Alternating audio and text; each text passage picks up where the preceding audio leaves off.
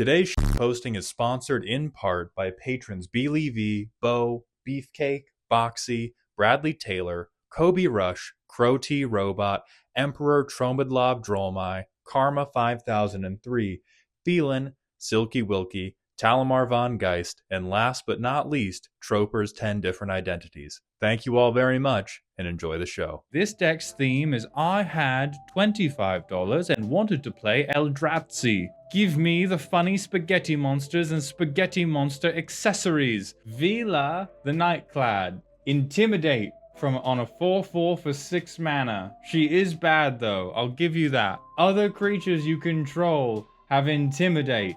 Oh, that's a little nice actually with eldrazi. But $27, did you finance this with a used Macy's gift card? You are not British, that's racist. All right, we can make somebody sacrifice a creature. Hey, that's something. Don't we have the biggest guys and they can't be blocked and we're tapping creatures? What in the name of unplayability? Whatever a creature you control deals combat damage, you may draw a card. Okay, it seems...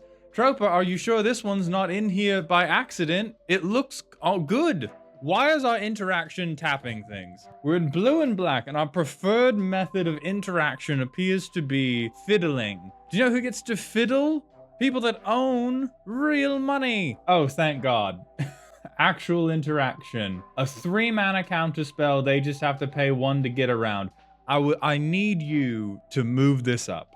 A quarter of the deck's value, ladies and gentlemen, maintained in this one card, presumably a memento from your grandpapa, the only one in your line to hold down the enviable job as Walmart greeter, while the rest of you search the sewers for the rats. Well and truly, you did not put a 2/1 in the beat your ass section of the Eldrazi deck. 5 mana to draw a card. Interesting. 7 mana to draw 2 cards. Interesting. We must go to the playtest. I refuse to believe this can kill anybody. We can't even beg somebody else for their deck with this creature because it deals no combat damage. So they lose 2, take nothing else. And at this point, our best chance is to use the spawns to just try and steal. Our only plan is to make a gang of street youths that pickpockets everybody else at the table. What happens if rogue class gets destroyed, by the way? We die.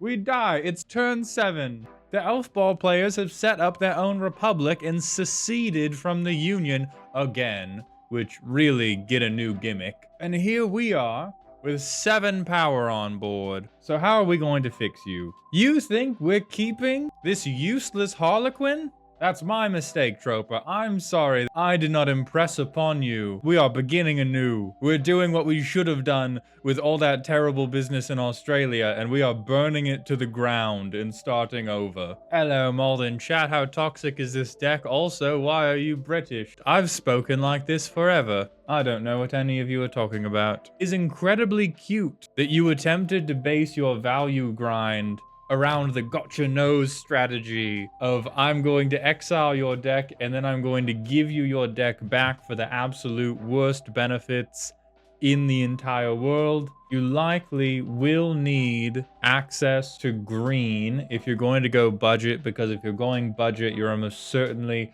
going to be beating people to death with hammers or some other negotiation technique of the masses. Green is quite good at doing that. I appreciate the attempt, very clever, to try to sneak in. Well, what if I just play someone else's deck instead of my deck? Not impossibly bad, very possibly bad. Whenever Wizards of the Coast attempts to roll out their bracket system, we're going to mail this in as evidence that they need a lower one. Spellbook from the Vault of Miskatonic University. What the f is that? I need to know. Okay, book for magic nerds. Got it. All right, so we got Tasigur. What the f does he do? Delve for a 4/5. That's useless. But for 4 mana, you mill 2 and then return a non-land to your hand. 1/1 counter deck. This is the Vorinclex we have. You're goofing me. You're goofing me. You're funny. You're a funny man. This is very appropriate card draw for the creatures in your deck. The only unfortunate bit is that none of the creatures in your deck should be in your deck. Oh, what in the absolute Sure. Very good. Sure. Very good card. Again, kind of it's clever with the 1/1 counter stuff. The 1/1 counter stuff simply should not exist. What in the holy I love him too, he doesn't go anywhere. Here's my thing, right?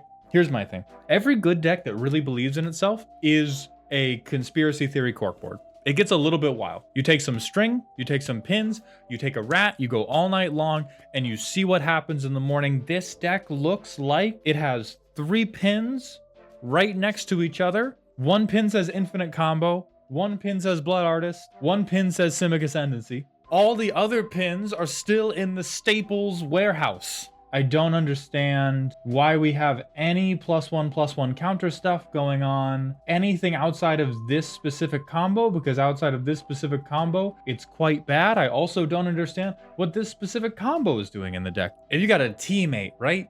If you got a teammate, you want them to be working with you, at least working in parallel with you. These guys are in like different states, because what Tasigur wants does not want a full graveyard. Delving to get them out for cheap is nice, but Tasigur's ability is you have to let an opponent choose what card you got to get back. That's always terrible because your opponents can be divided roughly evenly into 2 groups, idiots and haters. And they're always going to make the wrong choice for you. So the only way for this to pay off for you is if the graveyard is thin enough that they have to pick something that's good for you.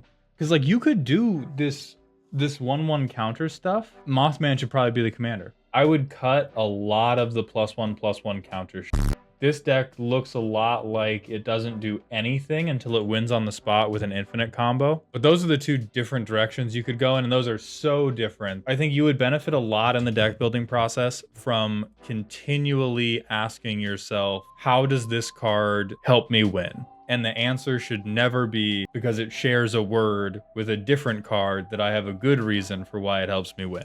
Token decks pay me the IRS now. So whenever somebody else makes a token, you make a token. Okay, starting off strong, I see. Auditing your assets. That's clever. Oh, I like this section. This is that good thematic interaction. Okay, those are all great. Death and taxes. All right, listen.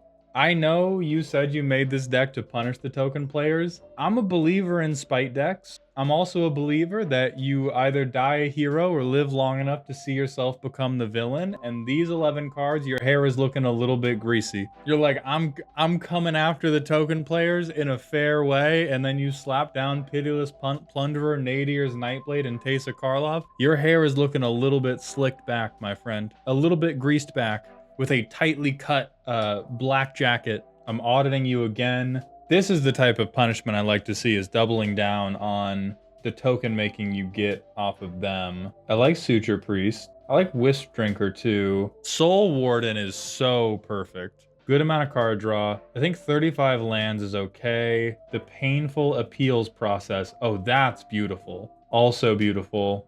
I think about half the deck, I'm fully with you on the theme being, I am God's justice visited upon these token players. I'm doing it in a fair way. All of your interaction stuff that's giving other people tokens is incredibly clever. I'm really feeling the whole Batman's no kill rule as he beats a father of 3 into unconsciousness because he took work down by the dock. The question that I think faces this deck is you need to decide whether you are going after the token players because you hate them, or you are a token player who kind of hates themselves. Both can work with this commander. I'm going to drain because things are entering the battlefield, and I'm going to try to get my own token game plan going. You are at the Miley Cyrus concert with all of the other token players, but you're wearing a Megadeth shirt to remind everybody that you're not like that, okay? That you're hard. And these posers, not hard. You should either accept that Miley Cyrus slaps or just go to the Megadeth concert. Oh, illness in the ranks. This would be f***ing beautiful because you still get the drain and then nobody gets tokens. Oh, this is, yeah, this is awesome. This is spiteful. 4-man, this is Orcish Bowmasters, but just for 1/1 tokens. I do like the deck. I think it's also multiple decks in a trench coat. I think it's not being true to itself on whether it wants to be a token player or whether it wants to punish the token players. I hope you're having a good week, and please remember to stay toxic.